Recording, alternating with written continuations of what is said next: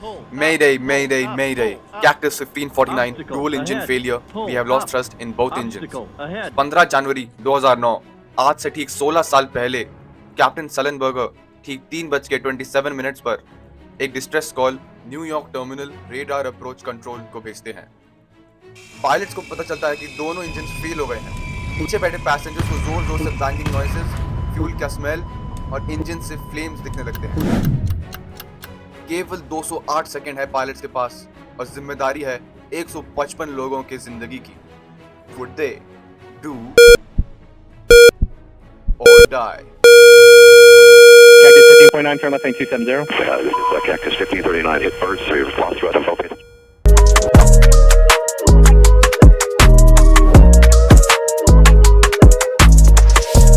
US Airways flight 1549 एक regularly scheduled flight थी जो न्यूयॉर्क के लाग्वार्डिया एयरपोर्ट से सियाटल तक जा रही थी। जो एयरक्राफ्ट ऑपरेट हो रहा था वो था एयरबस का A320, one of the most reliable airplanes in aviation, जो पावर होता है 2 CFM international CFM56 5B4 turbofan engine से। पायलट इन कमांड थे कैप्टन चेस्ली सली सलेनबर्गर, एक फॉर्मर फाइटर पायलट, और वो बहुत ही एक्सपीरियंस पायलट थे। उनके पास करीब 20,000 टोटल फ्लाइट आवर्स थे और उसमें से करीब 5,000 फ्लाइट आवर्स सिर्फ A320 में थे। सेकंड इन कमांड, जिसको को पायलट भी कहते हैं, वो थे 49-year-old फर्स्ट ऑफिसर जेफरी स्काइल्स। वो काफी होनहार पायलट थे जिनके पास 15,000 फ्लाइट आवर्स और उसमें से करीब 50 घंटे एयरबस A320 में थे। देखने वाली बात यह है कि उनकी पहली फ्लाइट थी जिसमें वो एयरबस A320 एयरक्राफ्ट में एज अ पायलट फ्लाइंग का रोल निभा रहे थे। कमर्शियल एविएशन में एक 2 पायलट क्रू में यूजुअली 3 टाइप के रोल होते हैं: pilot flying, pilot monitoring and pilot not flying. Usually एक पायलट पायलट मॉनिटरिंग और दूसरा पायलट पायलट फ्लाइंग का रोल निभाता है, और वापस आते हुए यानी इसी जर्नी के रिटर्न लेग पे पायलट्स यूजुअली अपने रोल स्वैप कर लेते हैं। तो इस लेग में first officer Jeffrey Skiles pilot flying का रोल निभा रहे थे। दिन के 3:24 पर यूएस एयरवेज फ्लाइट 1549 को टेक ऑफ क्लियरेंस मिल जाती है। Cactus 1549, runway 4, clear for takeoff. First officer Skiles control में होते हैं और एक ही मिनट में एयरक्राफ्ट एयरबॉर्न हो जाता है। टेक ऑफ करते वक्त कैप्टन सली नीचे देखते हैं अपने लेफ्ट पे, उनको हडसन रिवर दिखाई देती है।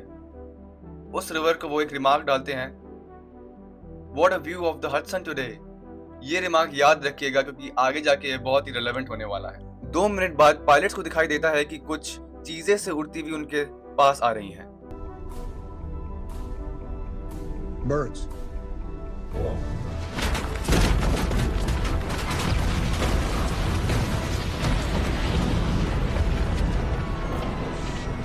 किसी को कुछ पता चले उससे पहले जोर जोर से बैंकिंग साउंड्स, इंजन से फ्लेम्स, फिर एक ईरी सी साइलेंस क्योंकि सारे इन दोनों इंजन धीरे धीरे फेल हो रहे थे, और फिर फ्यूल का ऑर्डर आने लगता है। कुछ ही सेकंड्स में प्लेन के दोनों इंजन फेल हो गए थे और ये state of the art Airbus A320 aircraft बस एक ग्लाइडर बन के रह गया था। हुआ क्या था कि एक बड़ा सा कैनेडियन गूस का फ्लॉक प्लेन से आके टकरा गया था। अपने 40 साल एविएशन में बिताने के बाद, मिलियंस ऑफ पैसेंजर्स को सर्व करने के बाद, कैप्टन सली का फ्यूचर अब सिर्फ ये 208 सेकंड डिसाइड करने वाला था।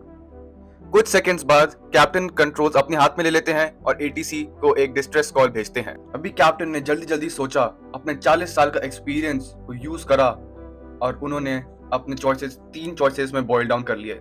या तो वो लाग्वार्डिया एयरपोर्ट वापस जा सकते थे, या तो वो कंटिन्यू करके किसी दूसरे एयरपोर्ट पे लैंड कर सकते थे, या तो कोई एक तीसरा ऑप्शन जो आज तक किसी ने नहीं सोचा था। Air traffic controller Patrick Horton सारे डिपार्चर्स रुकवा देते हैं और कैप्टन सली को वापस आने की परमिशन दे देते हैं, बट कैप्टन सली इस परमिशन को डिनाई कर देते हैं। टाइम काफी तेज जा रहा था और प्लेन का ऑल्टीट्यूड उससे भी तेज डिक्रीज हो रहा था। एयर ट्रैफिक कंट्रोलर कैप्टन सली को बताते हैं कि उनकी राइट में टीटरब्रो एयरपोर्ट है, तो वहां पर लैंडिंग अटेम्प्ट कर सकते हैं। एयर ट्रैफिक कंट्रोलर ने क्विकली कम्युनिकेट करके टीटरब्रो एयरपोर्ट पे भी रनवे खाली करवा दिया, बट कैप्टन सली ने उसको भी डिनाई कर दिया। पहले तो वो वहां लैंड करने के लिए मान गए थे, बट कुछ ही सेकंड्स बाद उन्होंने रियलाइज करा कि वो वहां पर भी नहीं जा पाएंगे, अब उनके पास कोई भी ऑप्शन नहीं बचा था। फिर वो बोलते हैं, We can get it to you. Do you want to try to land 1813? We may end up in the Hudson. जी हाँ दोस्तों, कैप्टन सली एक वाटर लैंडिंग अटेम्प्ट करने वाले थे जो एविएशन की पर्सपेक्टिव से ना ही काफी बोल्ड बट एक काफी रिस्की मैन्यूवर है। कमर्शियल एयरप्लेन्स को जनरली लैंड पे टच डाउन करने के लिए बनाया जाता है, पानी पे नहीं। जब एक तेज आता हुआ प्लेन एक पानी को इम्पैक्ट करता है तो वो पानी एक कंक्रीट की तरह एक्ट करता है, जिससे प्लेन का फ्यूसलाज क्रैक कर सकता है और कैबिन में फ्लडिंग हो सकती है। FAA के हिसाब से डिचिंग यानी वाटर लैंडिंग के सर्वाइबिलिटी रेट्स रिलेटिवली लो हैं, क्योंकि एक स्ट्रॉन्ग इम्पैक्ट से पैसेंजर्स को इंजरीज होती हैं और लैंड होने के बाद ड्राउनिंग और हाइपोथर्मिया का भी डर लगा रहता है। हिस्ट्री भी इसी बात की गवाह है। 1996 में Ethiopian airlines flight 961 Indian ocean में एक वाटर लैंडिंग अटेम्प्ट करते हैं, बट अनफॉर्चुनेटली 175 लोगों में 125 लोग गुजर जाते हैं। ऐसे कंडीशंस में एक प्रिसाइज और कंट्रोल डिचिंग करना काफी मुश्किल है और कैप्टन सली के पास तो दोनों इंजन्स भी नहीं थे। Total engine failure with total thrust loss, but captain सली ने इस इम्पॉसिबल को भी पॉसिबल करके दिखाया। शाम के 3:30 बजे केवल 3 मिनट उस बर्ड स्ट्राइक के बाद कैक्टस 1549 फाइनली एक वाटर लैंडिंग अटेम्प्ट करती है सक्सेसफुली। इतने बड़े इंसिडेंट के बाद जाहिर है इन्वेस्टिगेशन तो होगी ही। नेशनल ट्रांसपोर्ट सेफ्टी बोर्ड पहले तो पायलट्स पे ही ब्लेम डालने की कोशिश करते हैं। पायलट्स पे ब्लेम डालना ज्यादा आसान है इंस्टेड ऑफ द एयरलाइंस और द इंश्योरेंस कंपनी। पैसों का मामला क्यों नहीं वो वापस लगवाडिया एयरपोर्ट चले गए? क्यों नहीं वो टीटब्रो एयरपोर्ट चले गए? आखिर क्या जरूरत थी 155 लोगों की जिंदगी को रिस्क पे डालने का वाटर लैंडिंग करके? इस बात को टेस्ट करने के लिए NTSB ने फ्लाइट सिमुलेटर्स का इस्तेमाल करा। सिमिलर कंडीशंस और पैरामीटर्स को यूज करके फ्लाइट सिमुलेटर्स में देखा गया कि पायलट्स वापस लगवाडिया एयरपोर्ट जा पाते, क्या पायलट्स राइट में टीटब्रो एयरपोर्ट जा पाते। ये सब चीजें फ्लाइट सिमुलेटर का इस्तेमाल करके देखा गया। सिमुलेशन में 13 में से सिर्फ 7 बार पायलट्स वापस लगवाडिया एयरपोर्ट सक्सेसफुली जा पाए और टीटब्रो एयरपोर्ट में 2 में से सिर्फ 1 बार। इसमें भी कैप्टन सली ने पॉइंट आउट करा कि इसमें they were not taking into account the human factor. जी हाँ, ये एक अनप्रेसिडेंटेड घटना थी।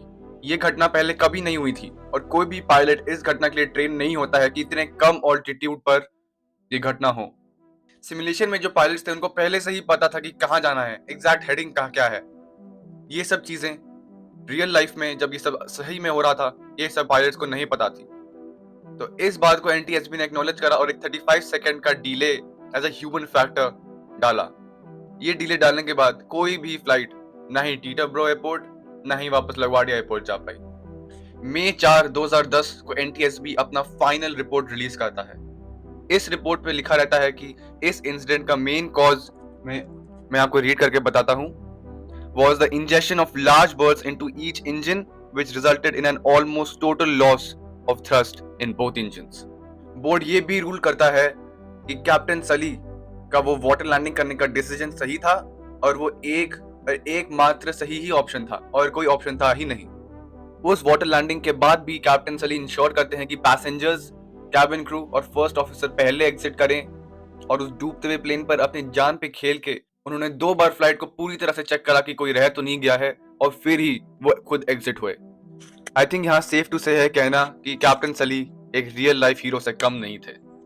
कैप्टन सली के एक्सपीरियंस, कामनेस और स्किल्स के अलावा ये रेस्क्यू ऑपरेशन इसलिए भी सक्सेसफुल हो पाया क्योंकि जो इस क्रैश के आफ्टरमैथ में हुआ। NY वाटरवे फेरीज जो चंद मिनटों में ही आ गए थे, US coast guard, 140 New York firefighters, police, helicopters, various vessels, divers और 200 से ज्यादा फर्स्ट रिस्पॉन्डर्स ने मिलकर इन 155 लोगों की जान बचाई।